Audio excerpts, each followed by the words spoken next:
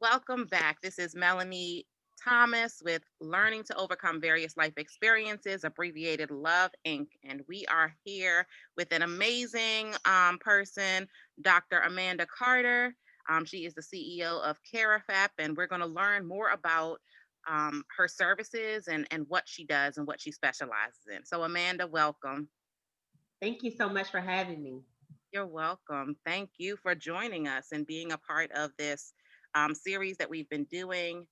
Today's focus is really going to be on providing support and insight for parents and caregivers that have children with autism. During this time, I know things are very challenging, especially with remote learning. So, we're hoping that some of the resources that Amanda will share will be beneficial. So, Amanda, first question, why did you decide to specialize in spectrum disorder? Well, I actually had the opportunity to work with a child with a diagnosis of autism during my undergraduate studies. And that was my first exposure to autism. And then while working on my master's degree, I stumbled upon another family who had actually two children on the spectrum, and just dealing and observing her day to day interactions, it was truly inspirational.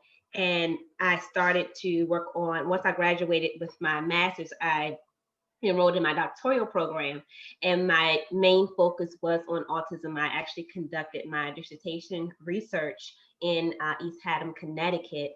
And I've just been advocating locally, internationally, to support families who have children on the spectrum. And it is truly a passion of mine. And I think our work is definitely reflected in, our everyday work that we do at CARAFAP. Thank you, Amanda. Now, let me back up really quickly because I don't think I said it. What does CARAFAP stand for? Yeah, CARAFAP stands for Care and Recreational Activities for Autistic People. We have a very long name, but we are, known as CARAFAP. Thank you. And while we're talking about your agency, what are some services that you all provide um, to individuals with autism? What does respite care look like?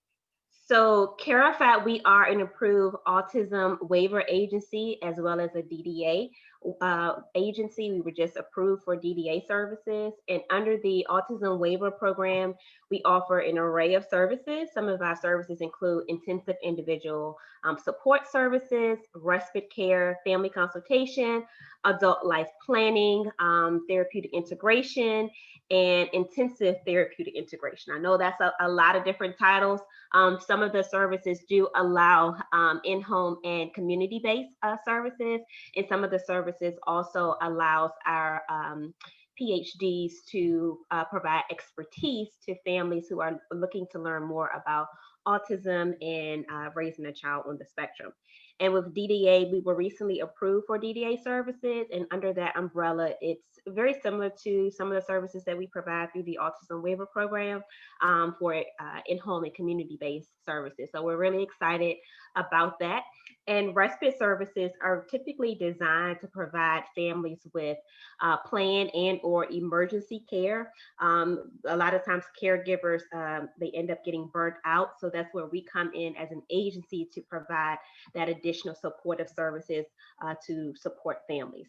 Respite services can be conducted in homes, and it also can be conducted in the community, in which we do both. Perfect. Thank you. Can you talk about like where you're located, what jurisdictions you serve, um, and how families can really get support or get connected to support? So CARAFAP, currently we are located at the National Harbor, but we are moving in the next week or two to the Columbia, Maryland area. So we'll be in Howard County. We currently serve 9 counties with the autism waiver program, but with DDA, we are expanding. Some of the counties that we currently serve include Howard County, Prince George's County, Charles County, St. Mary's, Baltimore City, Baltimore County, Anne Arundel, the Eastern Shore area. I won't go into naming all of them, but those are some of the counties, and we're pretty scattered throughout the state of Maryland. That's amazing. So, how would families, you mentioned Baltimore City, and I'm currently in Baltimore City. How would families connect to services? What would they need to do? So they would need to contact our agency. Our number is 301-235-3093. And typically our clients, they either have the autism waiver program to be enrolled in services, DDA, and we also have clients who pay privately. And just because, one may reside in Baltimore City does not mean that, they cannot receive services from us because like I said before, we have clients who are scattered throughout the state of Maryland, and we have workers who live in many different jurisdictions. Our headquarters will just now be in Columbia, Maryland. Thank you. What advice do you have for parents right now that are tasked with, um, virtual schooling and the disruption of normal activities for their children or grandchildren with autism? What supports or what advice would you give to them right now? So we have seen that problem throughout our agency. COVID caused us to become even busier. So we definitely understand the struggles and what we have been doing. It's as far as our agency. A lot of our families are receiving since COVID. The vast majority are receiving probably about 60 to 80 hours of services per week. So they have lots of support coming in to help them, and that has truly been advantageous with a lot of our kids because we see kids who range on the autism spectrum, those who have a very severe case, or those who have more of a mild to moderate case. And in terms of your question, I would just really advise, the parent to take it day by day, figure out what the child is receptive to doing, maybe providing them with some type of task list. And it's okay if they don't complete all of that. So, you can only do what you can control. So that would be, my best advice, and that's what we have been doing, as an agency perspective. And it also helps if they have additional support. So if they are connected with an agency, utilize the agency to help you at a time such as now. Thank you for that. So, what are some of the benefits of specializing in behavioral health? So there are a lot of benefits to specializing in behavioral health. It really allows one to measure effectiveness through different type of data measurements by measuring qualitative and quantitative data. Just to kind of see the progression and or regression when evaluating a child's behavior. And then also providing families with additional insight, awareness, and allowing them to feel like they are appreciated, because a lot of times families who have children on the spectrum, they don't have an outlet. So they eat, breathe, sleep this every single day, and we all need support. We all need to know that we are valued and appreciated. So those are the benefits, just providing families with those reminders that there is a circle of support, and we're here to help guide you and lead you, throughout this process. Thank you, Dr. Carter. Can you talk a little bit more about how do you support the families during this time? You provide service. You talk about the specialization in services to the persons on the spectrum, but what supports what if any supports do you provide to the families? So, in the midst of COVID, we provide intensive individual support services. And what that basically means, well, since COVID, the state has allowed agencies to provide additional services. So, families are allotted 40 hours of a week under ISS services. And under that program, it allows one to receive in home and community based services, supporting them through virtual learning. So, we do have a lot of people, spending staff who support our clients through virtual learning. And that kind of takes that burden off of a lot of our families who may be working from home or actually have to go into an office or what have you, to do what they need to do. So that's how we have been able to support them. Each child actually has a treatment plan under the ISS program, and the treatment plan is very, very specific and it's customized to each individual. So, for an example, if a treatment plan indicates that we're going to be working on social skills, the direct support professional would, provide those supportive services to assist that individual with social skills, whether it's learning how to make direct eye contact when having a conversation, making sure a conversation stays fluid, it's reciprocal. So, those are ways that we have been able to support families in the midst of this pandemic. And also, we've also provided additional support through virtual services. So we have about 98% of our clientele who are receiving in-home services at this time, and that's pretty significant. It's pretty high. Everyone pretty opted into in-person services, and obviously we had to ensure that restrictions were put in place for those in-person services. But the virtual sessions, a lot of times they're in like a group-based type of setting. So for Thanksgiving, we're actually having a group virtual session, which will allow a small group of clients to come together, and we'll be baking banana pudding. For December, annually and historically, we usually have a Christmas party. But due to COVID, we're not having a Christmas party this year. So what we've decided to do is conduct a virtual tea party. So we're really, really excited about that. And we have a few clients who sing really well. One young man, he sings at all of our Christmas parties. So we're really excited about, him singing. So he'll be singing a country song, and we have some other, kids doing other different things for the virtual tea party. And despite the fact that we won't all be together at once, we'll be together online. So, we still can embrace, those opportunities and, what we would normally do. So we're really excited about that. That sounds amazing. And I think it's important to continue to have relationships and maintain some type of a norm, right? We're experiencing what we're experiencing is causing us to walk into and embrace a new norm. So things may not be the same for a while, but it's good that you all have adapted and have different services to still be able to provide that support and allow families to feel connected, and still be a part of that village that you all create. So that's amazing. So I was looking at your email signature, and this quote I really love. It said, "It takes a village to raise a child. It takes a child with autism to raise the consciousness of the village." And that really stood out to me because I want to talk a little bit about some of the myths associated with the autism spectrum, and parents that may have autistic children may, like, what are some myths that you often hear regarding persons on the spectrum, and families too, kind of um, embracing that their child is on the spectrum. Can you talk a little bit about some of those things and how families overcome them?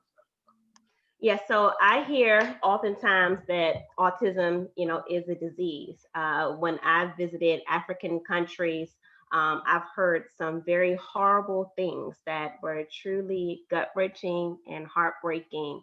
So just kind of educating people that autism is not a disease. Let's, try to embrace one's strengths, their motivational interests, even if they have a severe case of, autism, whether, they smile often, let's try to embrace that and, find the happy time. So sometimes, it takes us as professionals to go an extra mile just to, bring the positivity out of families. And sometimes that can be very, very, cumbersome, to kind of just get families to change their mindset. So that is definitely um, a myth that a lot of people, feel like autism is a disease, which, it is not. Thank you. And so, is there anything else that you want to share to encourage people and families that are um, have autistic children or family members or loved ones? What advice do you want to leave with them? Um, what encouragement? Any last minute thoughts or words of wisdom? I would just, encourage them to really tap into whatever resources that you have in your community. Don't feel like you have to do this by yourself. There are plenty of agencies who, are willing to step in to provide you with those supportive resources. I know with the autism waiver, it's a very laborious process. We have families who've waited over 10 years to get these services. So they're very competitive services to get. But once a family is deemed eligible for those services, it's truly beneficial. So I definitely encourage families who have children with a diagnosis of autism, especially when they are young, to apply for, those services, as well as looking into DDA. And if you feel like, you don't know where to start, because it can definitely be overwhelming to be able to try to navigate a system that one may be unfamiliar with, reach out to someone that may be able to, help guide you and direct you. We're always available at CARAFAP, so you can always, reach out to us. Someone would be willing to provide that additional support and assistance. Thank you. So you raised an important point and a question that I did not ask. So you said that the services are very competitive. So is there currently a waiting list, or how long would families have to wait in order to receive services? So with the autism waiver program that is through Medicaid, absolutely, there is a very long waiting list. They're going to wait at least 10 years. Now with DDA, that is completely different, and we're relatively new providers, so I can't really speak to that in terms of their processes and the waiting list. So I am unsure.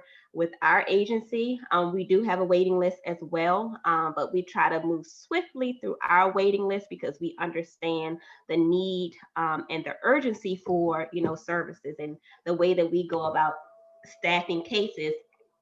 We really look at the child, the background, the historical information, and we also are examining our staff to see if the staff will be able to work and accommodate a child. For an example, it would be no justice for us to give a staff member who is elderly or up in age, a child who likes to go out, exercise, is very, very active, because we find out a lot of times those aren't good matches. So typically, we ask families what will be their ideal candidate, and we try our very best to ensure that we have a good fit. And overall, we do pretty well. So we're really excited about that. The specific personality and profile requirements that we have within our own agency.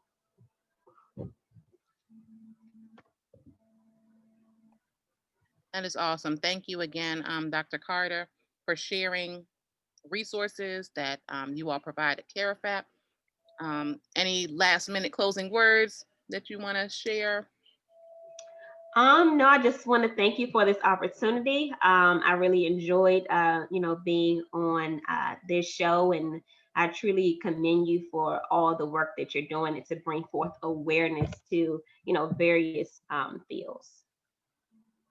Thank you very much. So, listeners, as you listen to this replay, you are listening to Melanie Thomas and Dr. Amanda Carter, CEO of CARAFAP, and we are continuing this series. It began in October with our focus on mental health. And we really want to provide, our hope is that as you listen to these um, replays, that you'll get some insight, you'll get some wisdom to be able to navigate through the services and get the help that you need. It's okay to not be okay, but it's not okay to do it alone. And know that there are so many supports out there. So thank you again for listening. Again, this is L.O.V.E Inc., where we are raising the bar. Have a good one.